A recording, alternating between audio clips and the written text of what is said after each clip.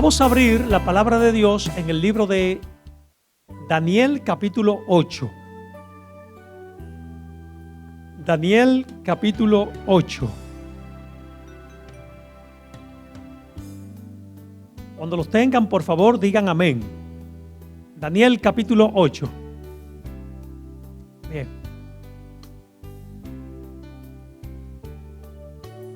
Muy bien.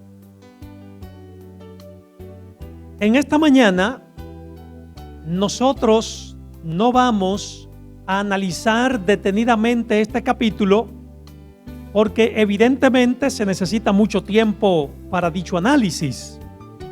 Sin embargo, yo me voy a concentrar en el mensaje principal de Daniel capítulo 8. Me voy a concentrar en el mensaje principal de Daniel capítulo 8. En primer lugar, quiero decirles algo.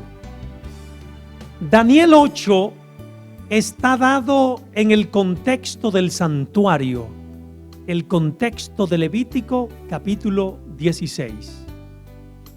¿Por qué decimos que Daniel 8 está estructurado en el contexto del santuario? Bueno, si usted analiza dicho capítulo, se dará cuenta el por qué lo decimos. Por ejemplo, varias veces en este capítulo, específicamente 3 veces, se menciona la palabra santuario. Versículo 11, versículo 13 y versículo 14. ¿Cuántas veces se menciona santuario en Daniel 8? Versículo 11, versículo 12, 13 y versículo 14. Al mismo tiempo de que se menciona 3 veces la palabra santuario en Daniel 8, se usa la palabra tamid. Tamid. Esta expresión tamid significa diario o continuo sacrificio. ¿Qué significa la palabra tamid? Diario o continuo, ¿qué? Continuo sacrificio. Versículos 11, 12 y 13. Lo estoy diciendo, no lo voy a leer para aprovechar el tiempo. Por otro lado, se usa la palabra sacerdote. Versículo 10.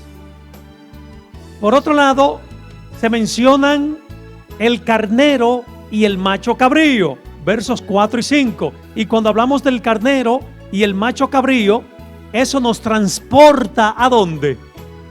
Al santuario, a los sacrificios. Por otro lado, en Daniel 8 se menciona la palabra transgresión. Versículo 23. Transgresión. Hay otro término y es la unidad de tiempo. Tarde y mañana, que es un día del santuario. Versículo 14.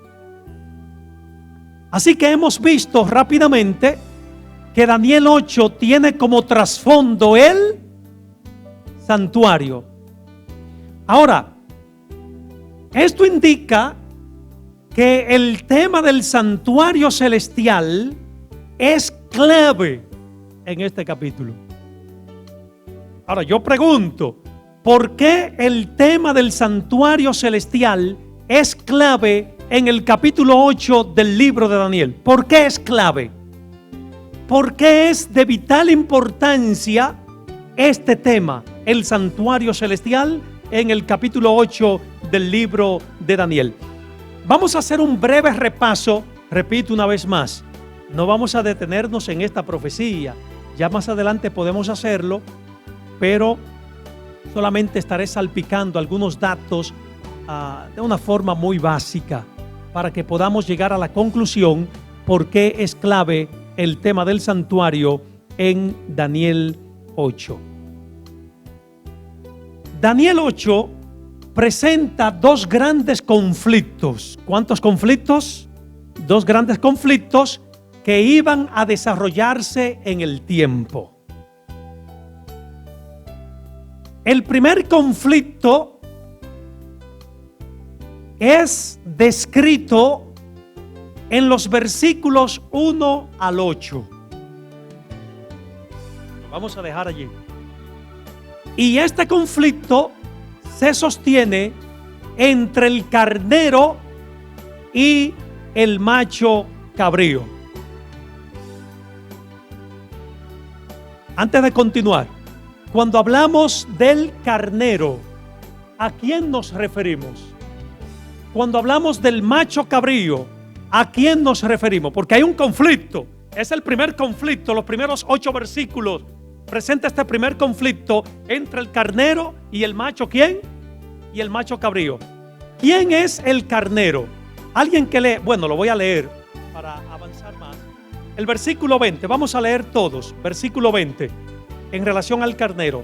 En cuanto al carnero que viste, que tenía ¿cuántos cuernos? Estos son los reyes de ¿quiénes? De manera que el carnero representa a los medos y a quién más. ¿Estamos claros hasta acá? Medo y Persia. El macho cabrío. ¿Quién es el macho cabrío? Versículo 21. La palabra del Señor dice: el macho cabrío es el rey de ¿quién? De Grecia. Y el cuerno grande que tenía entre sus ojos es el rey primero. Así que el macho cabrío, ¿quién es? Grecia. Y el cuerno que estaba en medio de sus ojos es el rey primero. ¿Cuál fue el rey primero de Grecia? El primer rey de Grecia, ¿quién fue? Alejandro el Grande, Alejandro Magno. Así que vemos aquí 2 potencias, los medos y los persas. ¿Y quién más? Y Grecia. Hay un conflicto entre ambas naciones. Vamos a dejarlo allí para no entrar en detalles. El segundo gran conflicto que se menciona en Daniel 8 corre desde el versículo 9 en adelante.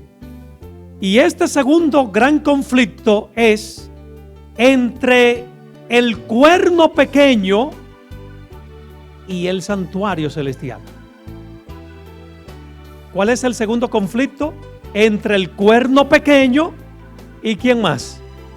Y el santuario celestial. Versículo 9 presenta esto. Allí se menciona un nuevo poder que entra en escena. Leamos el versículo 9. Y de uno de ellos salió un cuerno como pequeño, que creció mucho al sur, al oriente y hacia la tierra gloriosa. Nota, se habla, después que se menciona el primer conflicto entre el carnero y el macho cabrío, aparece un cuerno pequeño. Pequeño al principio. La palabra que se usa en hebreo para pequeño es yasa. Yasa. Y esa expresión significa que se desplazó. O sea, pequeño al principio, pero se desplazó. Creció. ¿Lo voy a entender? Avanzó. A la vez de que avanzó, fue. El término hebreo denota que era pequeño al principio, pero luego se fue, creció, se desplazó. Ahora, si nosotros analizamos este capítulo, específicamente la actividad del cuerno pequeño, que se describe a partir del versículo 9 de Daniel 8, observaremos en qué él se concentró. ¿Me doy a entender? ¿En qué se concentró el cuerno pequeño? Según el versículo 11 del capítulo 8 de Daniel, el cuerno pequeño atacó al santuario celestial. ¿Qué fue lo primero que atacó el cuerno pequeño? Santuario celestial. Número 2, versículo 11. El príncipe atacó al príncipe de los ejércitos. ¿Y quién es el príncipe de los ejércitos? Cristo. Y número 3, versículos 10 y 24. El cuerno pequeño atacó a la iglesia.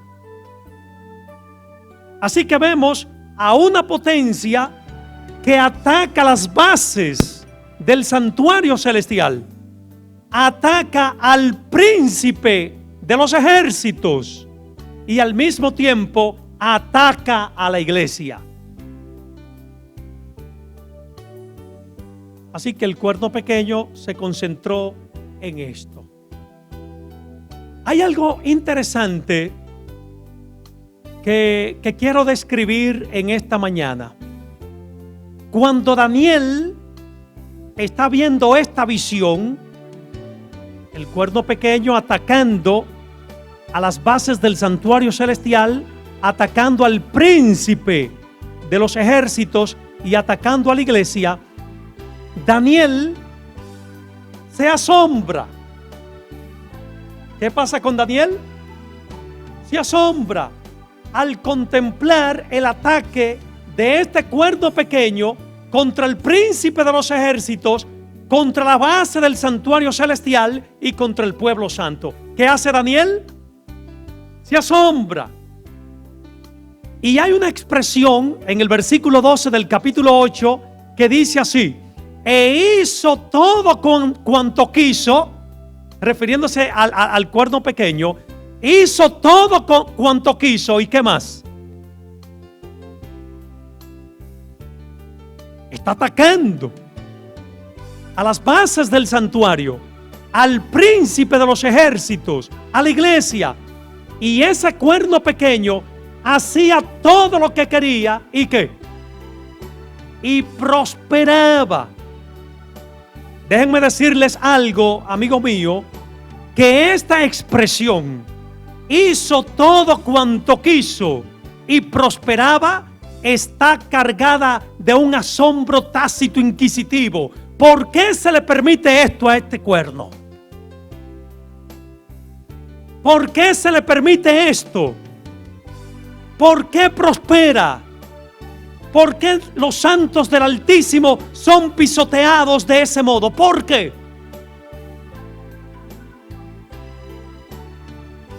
Daniel, si nosotros analizamos profundamente este capítulo, observaremos que se frustró.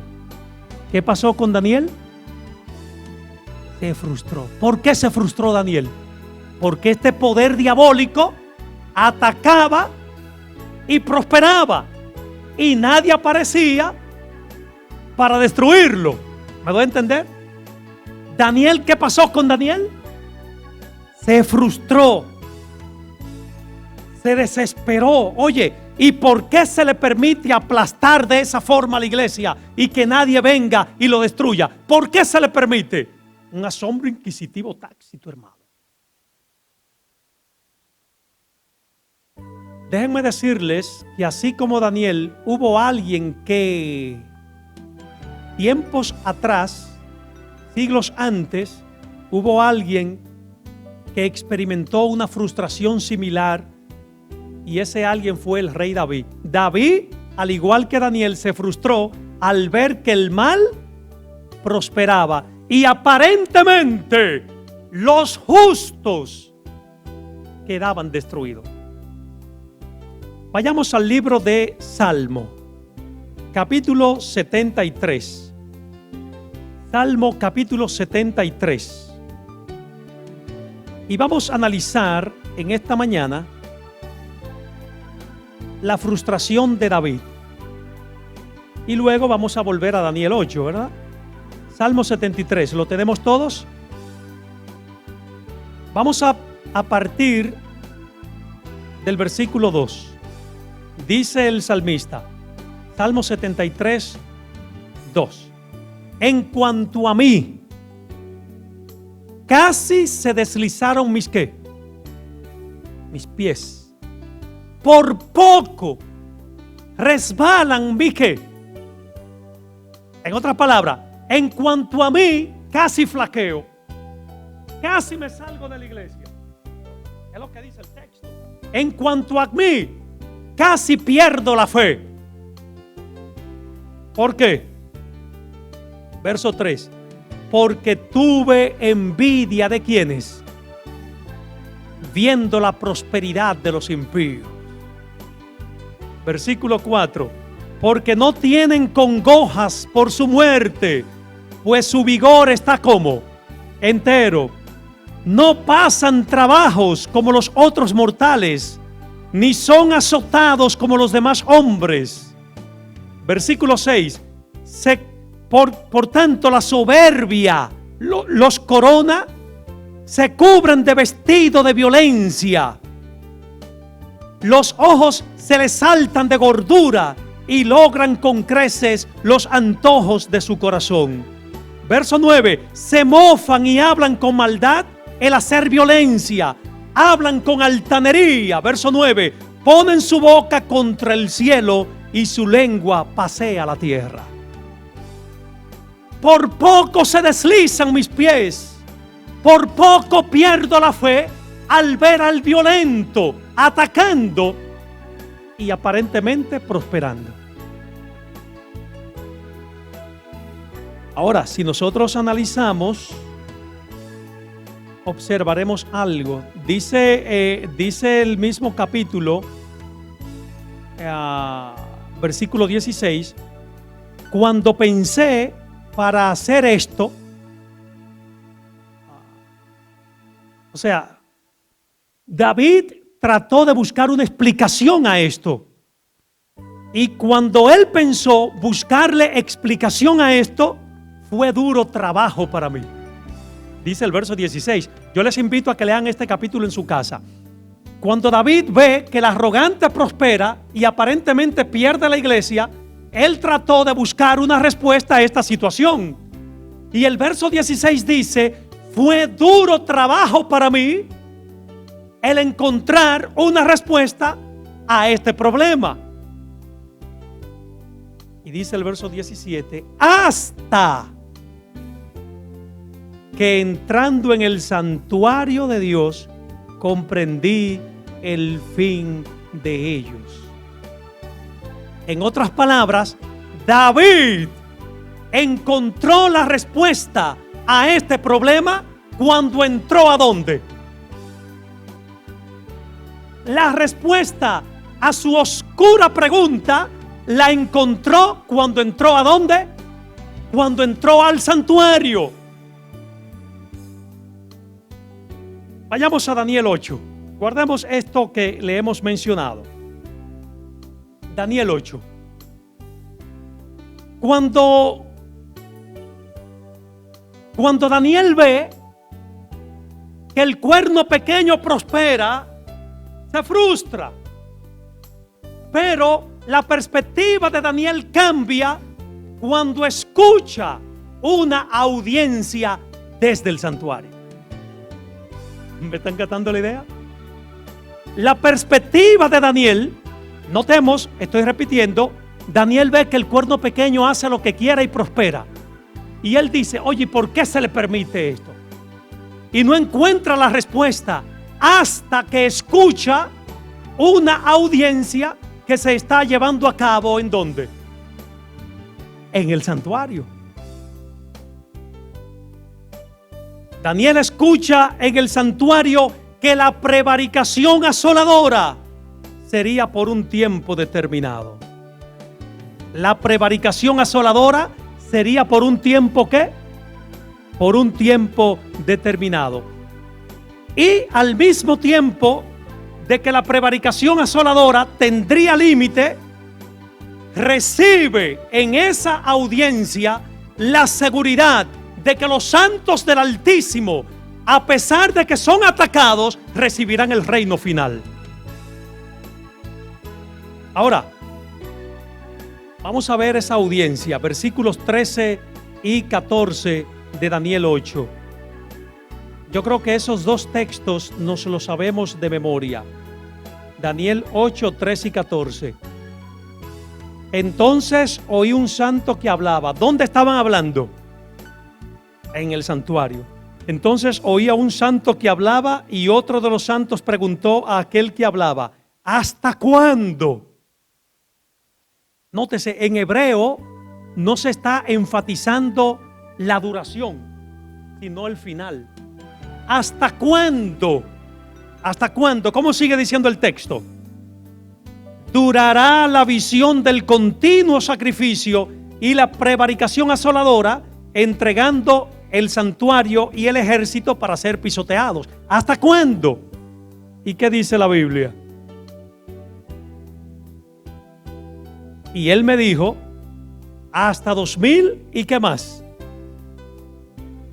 Y el santuario, ¿qué pasará? El santuario será purificado. Él me dijo, hasta 2300 tardes y mañana, y el santuario sería purificado. Hay un punto muy importante que quiero desarrollar acá. En esa audiencia, Daniel escucha que iba a haber un juicio. Daniel escucha que iba a haber un ¿qué? Un juicio cuando terminen las actividades del cuerno pequeño, un juicio. Ahora, cuando nosotros hablamos del juicio, nos transita por nuestra mente. Vamos a leer estos dos versículos que quiero que se nos quede bien grabado, el 13 y el 14. ¿Cómo dice? ¿Cómo dice el texto? ¿No lo escucho?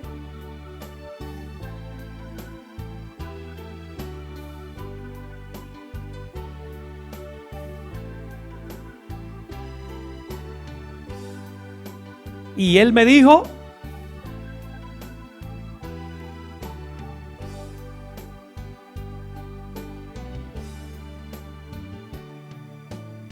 en otras palabras, en esta audiencia se habla de un ¿qué?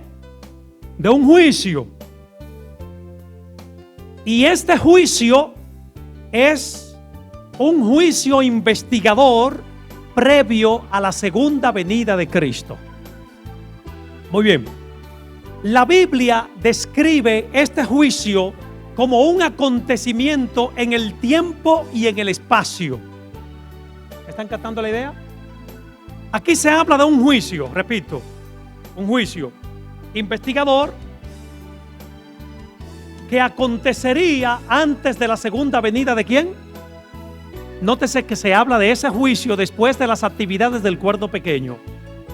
Si nosotros analizamos detenidamente el tema del juicio, observaremos que este evento ocurre en el tiempo y en el espacio, cuyo veredicto implica el destino del cuerno pequeño y el destino de los santos. El juicio del cual se habla en los versículos 13 y 14 es un acontecimiento único y universal. El juicio, repito, del cual se habla en los versículos 13 y 14 es un acontecimiento único y ¿qué más? Y universal, ya que el cumplimiento de este juicio del cual se habla allí es la esperanza y el anhelo de la humanidad. Hace un ratito decía que cuando nosotros pensamos en el juicio, transita por nuestra mente esta idea: un transgresor y una sentencia. Cuando hablamos del juicio final, nos llega a la mente un transgresor y ¿qué más? Y una sentencia. Yo nací en el Evangelio, mi familia nacimos en el Evangelio, y cuando se hablaba del juicio anteriormente, uno como que se asustaba. Se asustaba. Y habían creencias distorsionadas en aquel entonces. Hermanos, si nuestro nombre en este momento está siendo pasado, ¿se acuerdan de esto? Explicaciones tergiversadas. Cuando pensamos en el juicio, muchas veces nos asustamos. Ahora, si nosotros nos detenemos en Daniel 8, observaremos que cuando Daniel está frustrado por lo que hace el cuerno pequeño, él escucha en el santuario una audiencia, y la respuesta a su frustración fue el tema ¿de qué? Del juicio. Se habla del juicio como una respuesta a la frustración de Daniel. Miren, hermanos, La Biblia habla del juicio desde el punto de vista del oprimido. Grabémonos bien esto. La Biblia habla del juicio desde el punto de vista ¿de quién? Del oprimido, de la víctima sufriente. Del oprimido, de la víctima, ¿cómo? La víctima sufriente. Por tal razón, el juicio está colocado en el contexto de la salvación y la victoria sobre el opresor y el mal. En otras palabras, el contexto del juicio es la salvación. ¿El contexto del juicio qué es? Pero la salvación implica victoria sobre el oprimido, victoria del oprimido y destrucción del opresor. Para tú salvar al cordero, tienes que matar al león. Con el león no se razona. Entonces, en el juicio, y ahí está el tema de la justicia divina. En el juicio, Dios destruye al perseguidor, al atacador y salva a la víctima. Entonces, cuando Daniel dice, oye, ¿y por qué se le permite esto al cuerno pequeño? En el santuario, él recibe la respuesta. Habrá un juicio. Y ese juicio es victoria al oprimido, pero esa victoria implicaba destrucción del opresor. De manera que tanto para David como para el profeta Daniel, la respuesta al problema se encontró ¿en dónde? ¿Me están captando la idea? La respuesta al problema se encontró ¿en dónde? La respuesta al problema se encontró en el santuario. Amigos y hermanos, ¿por qué es clave Daniel, el tema del santuario celestial en Daniel 8? Por 3 razones. Número 1, porque allí está la respuesta. Número 2, porque de allí viene la ayuda. ¿De allí viene la qué? Y número 3, allí está el socorro. En el santuario está la qué? La respuesta. Del santuario viene la ayuda. Del santuario viene el socorro. Voy a terminar, pero voy a terminar con una pregunta. Si el santuario celestial es la vía de escape para el cristiano, pregunto, ¿podemos nosotros hoy en día entrar al santuario celestial? ¿Podemos ahora mismo entrar al santuario celestial? ¿Podemos? Vamos a ver 2 textos rápidamente. Libro de Hebreos. Vayamos allá, libro de Hebreos. Hebreos. Capítulo 4, versículo 16. Hebreos 4, 16. Dice, acerquémonos pues confiadamente, ¿a dónde? ¿Al trono de dónde? Al trono de la gracia. Yo decía hace un momento que el tema del santuario celestial es clave, porque allí está la respuesta. De allí viene la ayuda y de allí viene el socorro. David quería una respuesta y no la pudo comprender hasta que entró ¿a dónde? Daniel quería una explicación y no pudo comprenderla hasta que entró ¿a dónde? Ahora, ese mismo camino está abierto para ti y para mí de entrar al santuario. Dice, acerquémonos pues confiadamente ¿a dónde? Al trono de la gracia. ¿Para qué? Para alcanzar misericordia y hallar gracia en el oportuno ¿qué? Socorro. Vamos a ver algunos textos en el capítulo 10 de Hebreos.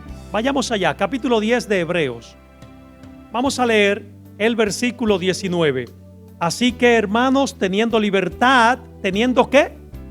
Libertad para entrar ¿en dónde? ¿Por la sangre de quién? De Jesucristo. Tenemos libertad para entrar. La palabra entrar, acercarse, es un término equivalente a íntima comunión. ¿Es íntima qué? Comunión. Cuando dice la Biblia, acerquémonos pues al santuario celestial, está diciendo, entre en íntima comunión. Ahora, déjenme decirles algo, hermanos. Esta íntima comunión es protección. Dice la Biblia en el libro de Salmo, capítulo 27, versículo 5, que cuando entramos al santuario, estamos escondidos en lo más secreto de su pabellón. La íntima comunión es protección. Ahora, cuando un cristiano entra en comunión con Dios, tiene un privilegio. Y ese privilegio, amigo mío, es que contemplará la hermosura de Jehová. Dice la Biblia en Salmo 27:4, una cosa es pedido a Jehová y esta buscaré, que esté yo en su santuario, para contemplar su ¿qué? Su hermosura. De manera que yo puedo entrar al santuario y al entrar estaré protegido. Pero a la vez de estar protegido, mi mente estará contemplando la hermosura de Jehová. Y quiero ir terminando leyendo algunos textos de Hebreos 9. Existen tres indicaciones que se presentan en el versículo 22 de Hebreos 9, o de Hebreos 10, mejor dicho, que debería de cumplir todo aquel que quiere entrar al santuario celestial. ¿Cuántas indicaciones? Que debe de cumplir todo aquel que quiere entrar ¿a dónde? Ya hemos visto que podemos entrar. Entrar significa comunión. Comunión es protección. Y en la comunión mi mente solamente estará contemplando la hermosura ¿de quién? De Jehová. Bien, tres indicaciones. Hebreos 10:22.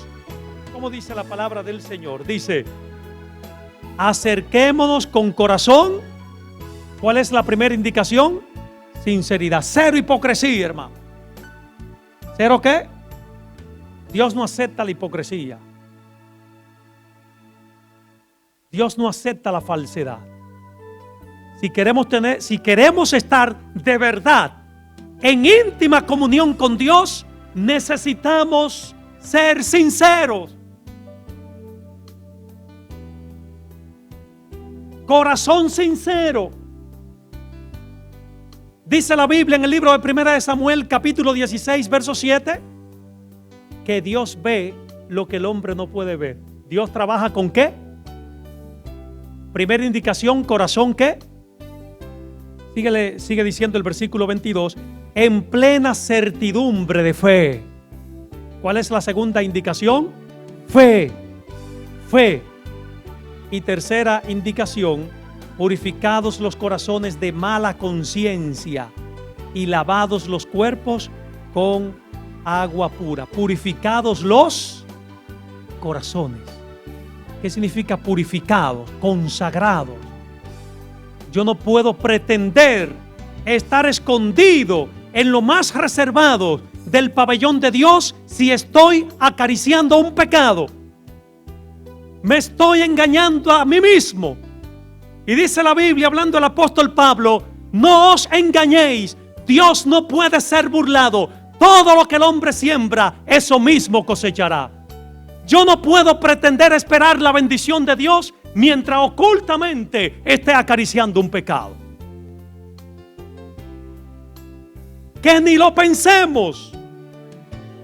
Iremos al cielo de la boca, pero no al tercer cielo.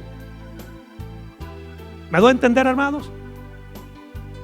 Tres indicaciones. Si yo quiero entrar al santuario para encontrar la respuesta a mis problemas, para encontrar ayuda, para encontrar socorro, debo de entrar con sinceridad. debo de entrar con fe y debo de entrar dejando afuera los pecados. Amigos y hermanos, ¿tienes tú problemas espiritualmente hablando? ¿Hay alguna cadena espiritual que te está doblegando al punto de que el Espíritu de Dios no se está moviendo libremente en tu vida? Ha llegado el momento de decir: Señor, ayúdame, quiero entrar a tu santuario. ¿Hay alguna pregunta que te está turbando al grado de que te está desesperando, al grado de quitarte el sueño? ¿Quieres una respuesta a esa grande pregunta? Párate antes de entrar al santuario y dile: Señor, perdóname, y entra al santuario y quédate allí. ¿Me doy a entender? La respuesta a tus problemas, la respuesta a tus necesidades se encuentra dentro del santuario, en la comunión con el Señor. Y quiero terminar en esta hora presentándoles cuál es el estilo de vida de aquel que entró al santuario. ¿Cuáles son las 3 indicaciones que debe de cumplir una persona para entrar al santuario? Número 1, corazón sincero. Número 2, fe. Y número 3, ley. Yo no debo de darle cabida al diablo en mi vida. El diablo está vencido, hermano. Se acabó. Cuando yo entro al santuario, que recibo ayuda del cielo, ¿cómo debe ser mi estilo de vida? Quiero terminar leyendo el versículo 23 y 24. Con esto terminamos. Al 25, con esto terminamos. El estilo de vida. Mantengámonos ¿cómo? Firme. Entré al santuario. Mantengámonos ahora ¿cómo? Firme, sin fluctuar, la profesión de nuestra esperanza, porque Él es fiel. Considerémonos unos a otros para estimularnos al amor y a las buenas obras, no dejando de congregarnos como algunos tienen por costumbre, sino exhortándonos, y tanto más que veis que aquel día se acerca. ¿Cuál debe ser el estilo de vida de aquel que entró al santuario? ¿Cuál debe ser el estilo de vida? Debemos de andar en firmeza. Porque si al final de la jornada yo me aloco en mi vida espiritual, si yo hago cosa mala en mi vida espiritual, tú no pierdes. ¿Quién pierde? ¿Quién es? Si yo hago cosas malas que ofenden a Dios, Dios sigue siendo Dios. Entonces, firmeza. Entré al santuario celestial, debo de andar con firmeza, amonestando a los demás. En vez de palabras que hieran, amonestar a los demás. Palabras con sabor de vida para vida. Es lo que dice el apóstol Pablo. Amonestando a los demás. Hermano y amigo, yo me acerco a una persona y le digo: que Dios te bendiga, Ulises, Dios te acompañe, vamos para el cielo. Amonestar. Ulises, casi estamos entrando por las puertas de perlas, vamos a orar. Y oramos. ¿Eso es qué? Porque al final de la jornada estamos en el mismo barco todos. Todos estamos en el mismo ¿qué? Todos estamos en el mismo barco. Entonces dice Pablo: el que entró al santuario debe de considerar, versículo 24 del capítulo 10, debe de considerar a los demás y estimularlos en amor. Termino aquí, hermanos, diciéndote 4 cosas. Con esto termino. El tema del santuario celestial es clave en Daniel 8, porque allí está la respuesta al problema. Número 2. El cielo tiene un juicio, o habrá un juicio, y ese juicio es liberación para la iglesia y destrucción para el malvado. Por ese juicio se efectúa ¿en dónde? En el santuario. Número 3. Entrar al santuario es símbolo de una comunión ¿con quién? Íntima con Dios.